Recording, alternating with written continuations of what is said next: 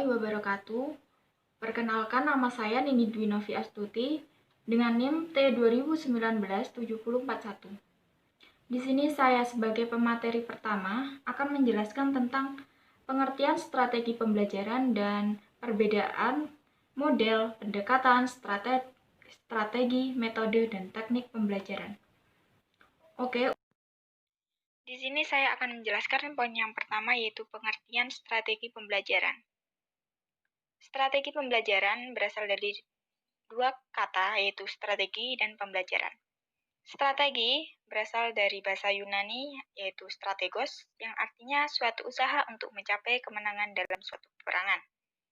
Sedangkan menurut istilah, strategi itu sendiri merupakan pola umum kegiatan yang direncanakan untuk melaksanakan suatu kegiatan yang di dalamnya melibatkan banyak unsur yang harus diatur. Jadi dalam sebuah aktivitas, kata strategi itu sendiri memiliki beberapa macam pengertian. Contohnya dalam dunia militer itu ada strategi perang, dalam dunia bisnis ada strategi pemasaran, dan dalam dunia pendidikan itu ada strategi pembelajaran. Sedangkan pengertian pembelajaran adalah suatu kegiatan yang dilakukan oleh guru sedemikian rupa sehingga tingkah laku peserta didik berubah ke arah yang lebih baik.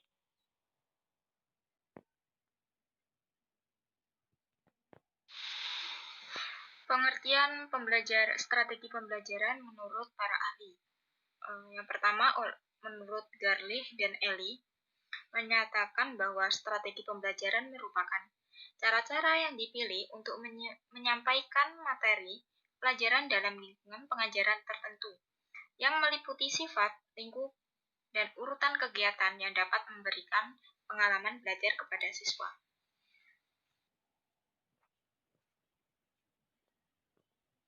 Sementara itu, menurut Dick dan Carey, berpendapat bahwa strategi pembelajaran merupakan tidak hanya terbatas pada prosedur dan kegiatan, melainkan juga termasuk di dalamnya materi pengajaran atau paket pengajarannya.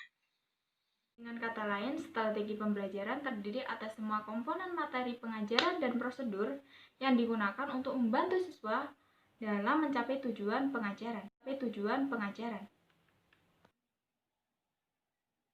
Untuk poin yang kedua, yaitu membedakan antara model, pendekatan, strategi, metode, teknik pembelajaran.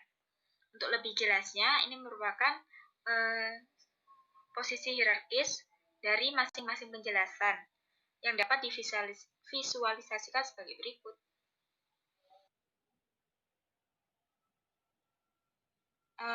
Yang pertama, model pembelajaran. Jadi model pembelajaran adalah pada dasarnya merupakan bentuk pembelajaran yang tergambar dari awal sampai akhir yang disajikan secara khas oleh guru. Apabila antara pendekatan, strategi, metode, teknik, pembelajaran sudah terangkai menjadi satu kesatuan yang utuh, maka terbentuklah apa yang disebut dengan model pembelajaran.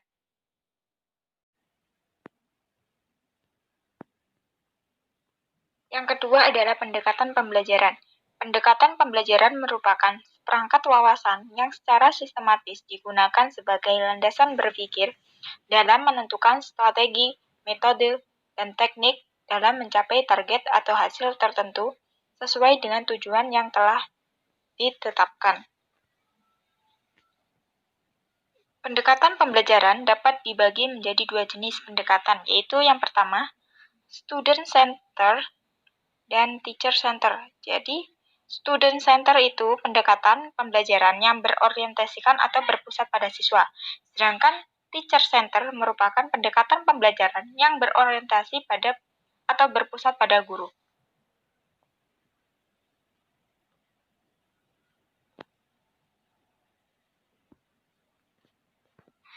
Untuk poin yang ketiga, yaitu strategi pembelajaran. Strategi pembelajaran dapat diartikan sebagai pola kegiatan pembelajaran yang dipilih dan digunakan guru secara kontekstual sesuai dengan karakteristik siswa, kondisi sekolah, lingkungan sekitar, serta tujuan khusus pembelajaran yang dirumuskan. Strategi pembelajaran dapat dikelompokkan menjadi dua, yaitu exposition atau discovery learning, dan group atau individual learning. Untuk exposition learning adalah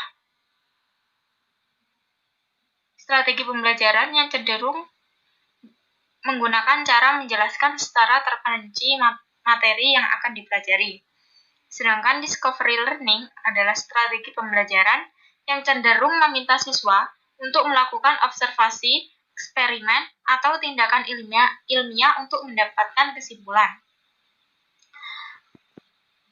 Group learning adalah strategi pembelajaran melibatkan lebih dari satu siswa yang dibagi dalam kelompok. Sedangkan individual learning adalah strategi pembelajaran individual atau sendiri.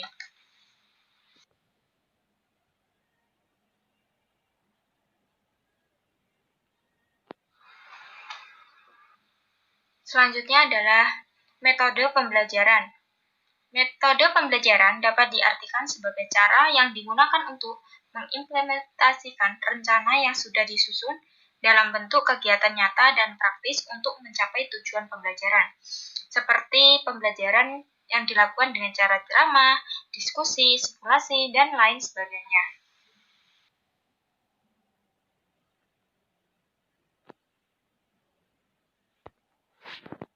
Yang terakhir adalah teknik pembelajaran. Teknik pembelajaran dapat diartikan sebagai cara yang dilakukan seseorang dalam mengimplementasikan suatu metode secara spesifik.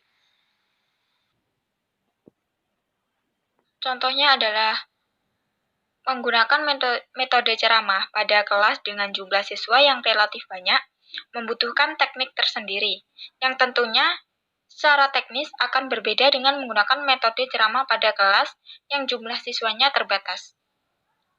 Demikian pula dengan penggunaan metode diskusi, perlu digunakan teknik yang berbeda pada kelas yang siswanya tergolong aktif dengan kelas yang siswanya tergolong pasif. Dalam hal ini, guru pun dapat berganti-ganti teknik meskipun dalam koridor metode yang sama.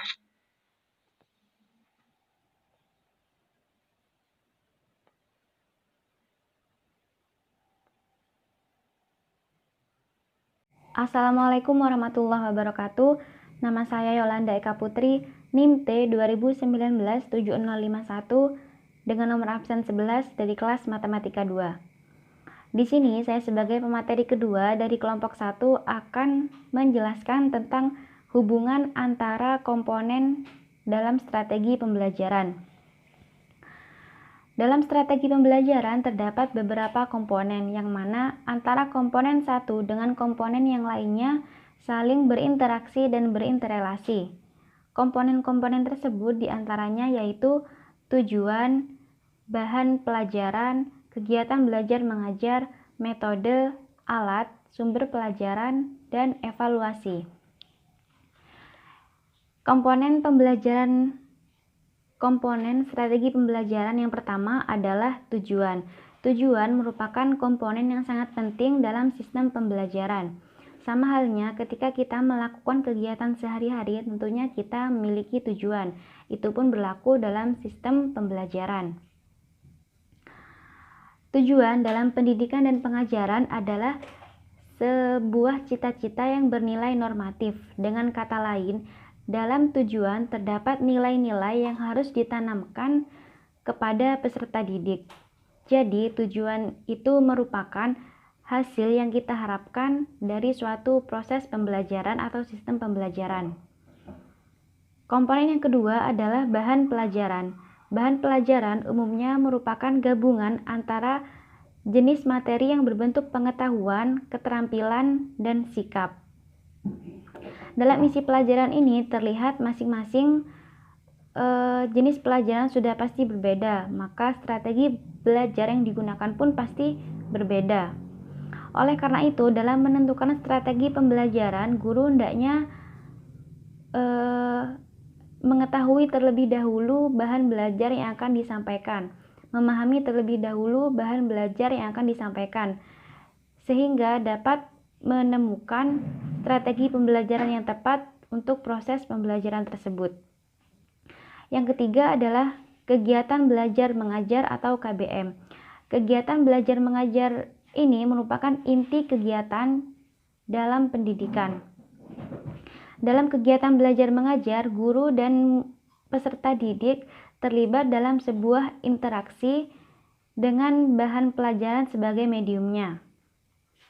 Interaksi tersebut akan terlaksana secara maksimal apabila interaksi terjadi antara guru dengan peserta didik, antara peserta didik dengan guru, dan antara peserta didik dengan peserta didik yang lainnya, guna mencapai tujuan bersama yang telah ditetapkan. Komponen yang keempat adalah metode. Metode adalah cara yang digunakan oleh pengajar untuk menyampaikan pesan pembelajaran kepada peserta didik dalam pencapaian tujuan pembelajaran.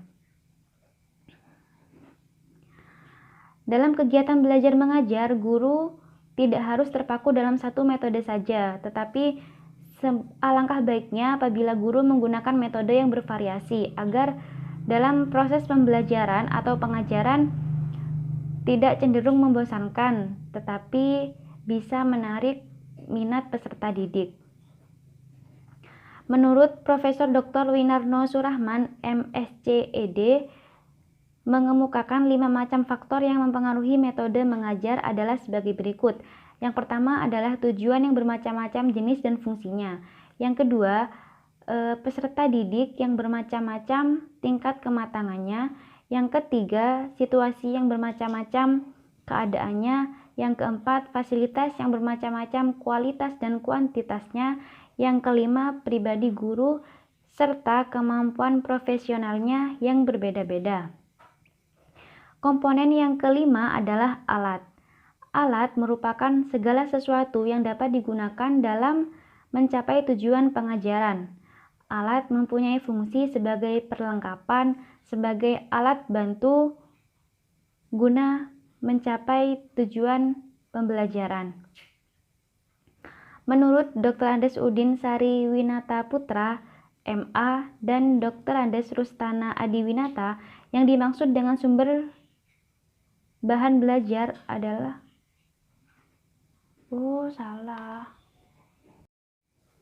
komponen yang keenam adalah sumber pelajaran. Menurut Dr. Andes Udin Sari Winata Putra, MA, dan Dr. Andes Rustana Adiwinata, yang dimaksud dengan sumber bahan belajar adalah segala sesuatu yang dapat dipergunakan sebagai tempat di mana bahan pengajaran terdapat atau asal untuk belajar seseorang. Dalam mengemukakan sumber-sumber belajar ini, para ahli sepakat bahwa segala sesuatu dapat digunakan sebagai sumber belajar sesuai dengan kepentingan guna mencapai tujuan yang telah ditetapkan bersama. Macam-macam sumber belajar adalah sebagai berikut. Yang pertama adalah manusia, misalnya seperti keluarga, saudara, teman, masyarakat, dan lain sebagainya. Yang kedua adalah buku atau perpustakaan atau bahan materi lainnya. Yang ketiga adalah media massa, seperti televisi, majalah, koran, dan lain sebagainya. Yang keempat adalah alam lingkungan. Yang kelima adalah alat pengajaran atau perlengkapan seperti buku pelajaran, LKS, spidol, papan tulis, dan lain sebagainya. Yang ketujuh adalah museum, yaitu tempat untuk menyimpan barang-barang kuno. Komponen yang ketujuh adalah evaluasi. Evaluasi ini merupakan komponen terakhir dalam strategi pembelajaran. Evaluasi bukan hanya berfungsi untuk mengukur atau melihat kemampuan siswa dalam proses pembelajaran, tetapi evaluasi juga berfungsi sebagai umpan balik bagi guru untuk atas kinerjanya dalam pengelolaan pembelajaran. Melalui evaluasi ini, kita dapat melihat kekurangan dalam pemanfaatan berbagai komponen dalam proses pembelajaran. Sekian penjelasan dari saya, kurang lebihnya mohon maaf. Wassalamualaikum warahmatullahi wabarakatuh. Bismillahirrahmanirrahim. Assalamualaikum warahmatullahi wabarakatuh. Nama saya Ulfatul Rahmah, NIM T20197061. Saya di sini sebagai pemateri ketiga akan menerangkan tentang faktor-faktor yang mempengaruhi strategi pembelajaran. Pembelajaran yang efektif adalah strategi pembelajaran yang sesuai dengan komponen pembelajaran lainnya. Oleh karena itu, seorang pendidik atau seorang guru dituntut untuk memiliki kemampuan memilih dan menetapkan strategi pembelajaran yang akan digunakan. Di sini terdapat beberapa faktor yang dapat mempengaruhi sistem pembelajaran, diantaranya yaitu tujuan pembelajaran, pendidik, peserta didik, sarana dan prasarana, dan lingkungan. Untuk yang pertama yaitu tujuan pembelajaran. Komponen utama yang harus dipertimbangkan dalam memilih dan menggunakan strategi pembelajaran adalah tujuan. Seperti yang telah kita ketahui bahwa tujuan pembelajaran menyangkut 3 kelompok perilaku, yakni pengetahuan, keterampilan, dan sikap. Untuk masing-masing kelompok perilaku diperlukan penggunaan strategi pembelajaran yang berbeda sesuai dengan aspek kegiatan yang dituntut untuk penguasaan jenis-jenis tujuan pembelajaran tersebut. Berkaitan dengan kategori tujuan pembelajaran, terdapat pengelompokan kemampuan-kemampuan sebagai hasil belajar ke dalam 5 kelompok, yakni keterampilan intelektual, strategi kognitif, informasi verbal, keterampilan motorik, dan sikap. Yang pertama yakni keterampilan intelektual. Keterampilan intelektual adalah kemampuan menggunakan pengetahuan untuk memecahkan masalah. Yang kedua, strategi kognitif. Strategi kognitif merupakan suatu proses kontrol, yaitu suatu proses internal yang digunakan seseorang untuk memilih dan mengubah cara-cara memberikan perhatian, belajar, mengingat, dan berpikir. Yang ketiga, informasi verbal. Informasi verbal adalah nama atau label, fakta, dan pengetahuan. Yang keempat, keterampilan motorik. Keterampilan yang dimaksud dengan keterampilan motorik tidak hanya mencakup kegiatan-kegiatan fisik, tetapi juga digabung dengan keterampilan-keterampilan psikis. Dan yang terakhir yaitu sikap atau afektif, yakni merupakan salah satu ranah perilaku manusia atau siswa yang merupakan bagian dari tujuan pendidikan yang tidak dapat dipisahkan dari ranah kognitif dan psikomotorik. Yang kedua adalah pendidik. Pendidik atau seorang guru merupakan salah satu faktor yang sangat menentukan dalam implementasi strategi pembelajaran. Karena tanpa pendidik, bagaimanapun bagus dan idealnya suatu strategi, maka strategi itu tidak dapat diimplementasikan.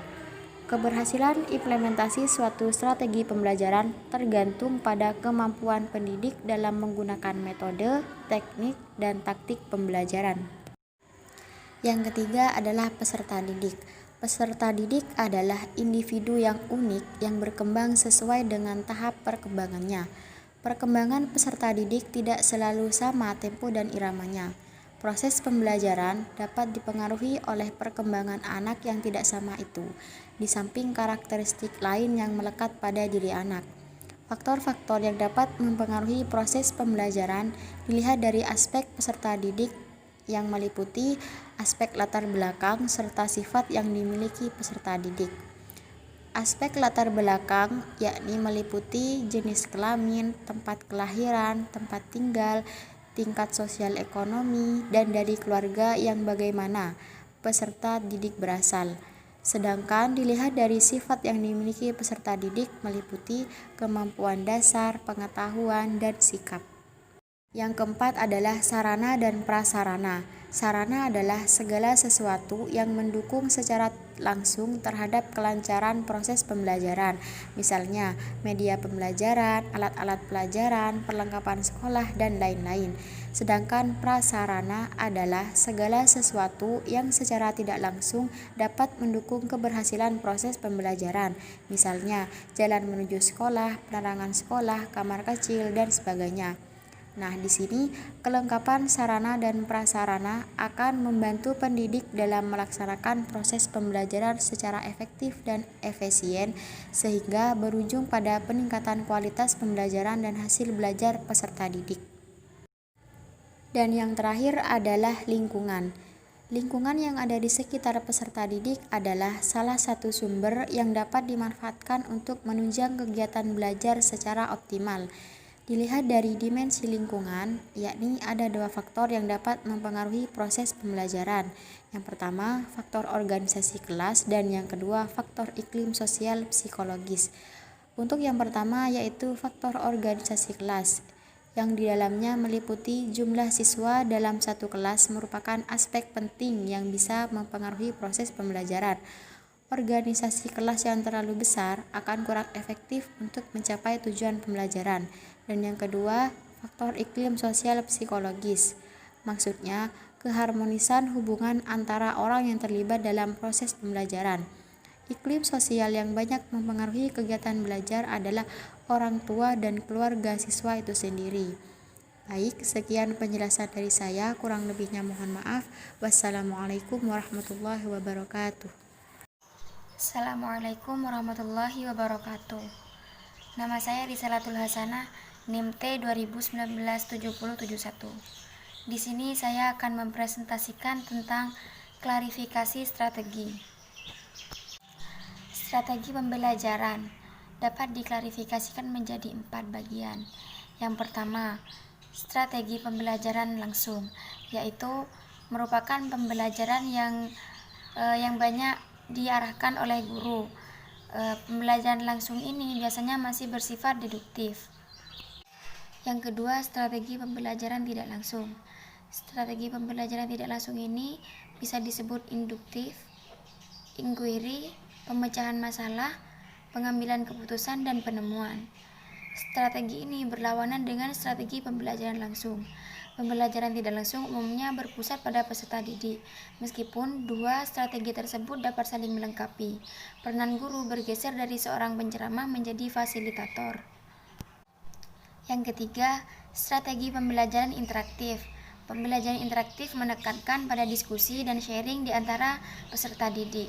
Diskusi dan sharing ini memberi kesempatan peserta didik untuk bereaksi terhadap gagasan, pengalaman, pendekatan, dan pengetahuan guru atau temannya, dan untuk membangun cara alternatif untuk berpikir dan merasakan.